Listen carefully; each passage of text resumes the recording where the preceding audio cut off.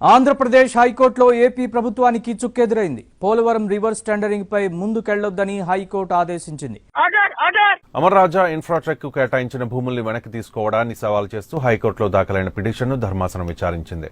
ప్రభుత్వం జారీ చేసిన ఉత్తర్వుల్ని నిలుపుదల చేస్తూ హైకోర్టు మధ్యంతర ఉత్తర్వులు జారీ చేసింది. ఇంటెలిజెన్స్ మాజీ చీఫ్ ఏబీ వెంకటేశ్వరరావు అంశంలోనూ ఏపీ సర్కారు ఎదురు దెబ్బ తగిలింది.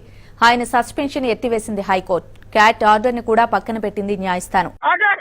అయినా మీ హీరో ఏం చేయలేదు.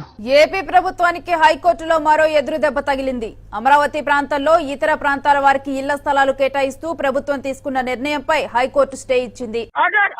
ఇతర రాష్ట్రాల నుంచి మద్యం తీసుకువెళ్లేందుకు ఏపీ హైకోర్టు అనుమతించింది. గత ప్రభుత్వ నిర్ణయాలన్నింటినీ పునఃసమీక్షించాలంటూ ప్రస్తుత ప్రభుత్వం ఏర్పాటు చేసిన సిట్ విచారణపై హైకోర్టు స్టే విధించింది.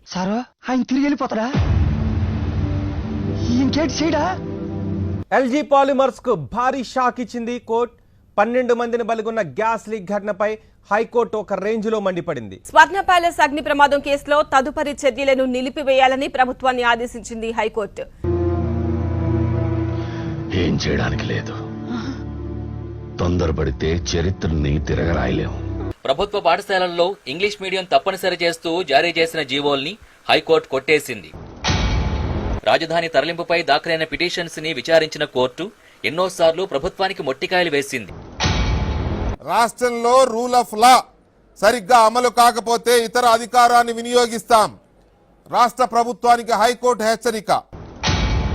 దమ్మాలపాటి కేసులో హైకోర్టు స్టే విధించింది. తదుపరి చర్యలను నిలిపివేస్తూ కూడా ఉత్తర్వులిచ్చింది. గాయపడిన సింహం నుంచి వచ్చే శ్వాస కర్చన కన్నా భయంకరంగా ఉంటుంది. ఆ రోజు కార్చి చంటుకుంది.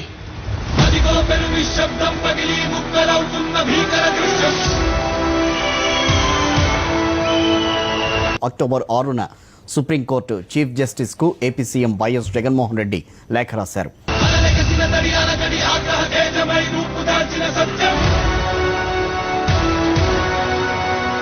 సుప్రీంకోర్టు సిట్టింగ్ జడ్జిని అడ్డం పెట్టుకుని చంద్రబాబు నాయుడు న్యాయ వ్యవస్థలో జోక్యం చేసుకుంటున్నారని తెలిపింది.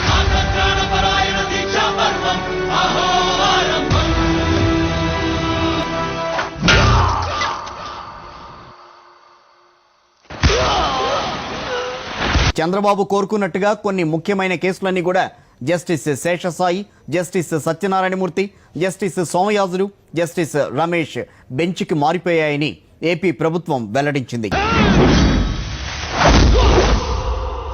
తెలుగుదేశం పార్టీ ప్రయోజనాలను కాపాడడంలో జస్టిస్ లలిత ముందుంటున్నారని వెల్లడించింది ఏపీ ప్రభుత్వం. కృష్ణా కరకట్టపై ఉన్న అక్రమ నిర్మాణాలను కూల్చాలని నిర్ణయించినప్పుడు ఏపీ హైకోర్టు అడ్డుకుందని ఏపీ సర్కారు గుర్తు చేసింది.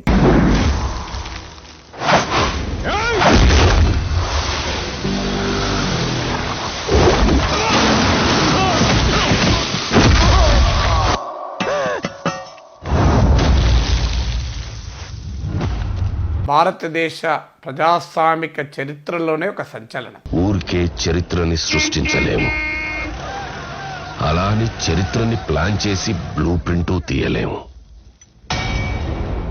ఇప్పుడు ఏపీ హైకోర్టు ప్రధాన న్యాయమూర్తి మహేశ్వరిని సిక్కిం హైకోర్టు ప్రధాన న్యాయమూర్తిగా బదిలీ చేస్తున్నారు.